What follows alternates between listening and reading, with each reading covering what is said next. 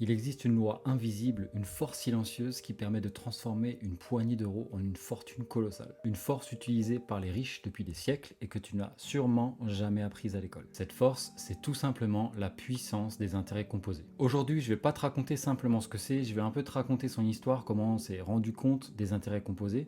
Je vais te montrer le fonctionnement et surtout, je vais te montrer comment toi, tu peux t'en servir pour rendre ce système esclave de ton argent. Si toi aussi t'en as marre de courir après l'argent, reste bien jusqu'au bout de cette vidéo parce que ça risque fortement de t'intéresser. L'histoire remonte à 4000 ans en arrière à Babylone. Les prêtres marchands à l'époque utilisaient déjà le système des intérêts composés, sauf que c'était écrit sur des tablettes d'argile. À l'époque, si tu prêtais 100 pièces, t'en récupérais 120 l'année suivante. Sauf qu'à l'époque, on ne capitalisait pas comme aujourd'hui. Chaque année, le calcul repartait depuis le capital de base. Et puis au fil du temps, les banquiers flamands et italiens du Moyen-Âge se rendaient compte d'une chose, on pouvait faire beaucoup plus avec l'argent qu'on allait placer. Tout simplement réinvestir les intérêts eux-mêmes pour que eux aussi produisent de nouveaux intérêts. Exemple concret, tu vas prêter 100, tu récupères 10 d'intérêts. L'année d'après, tu vas plus prêter 100, mais tu vas prêter 110, puis 121, etc.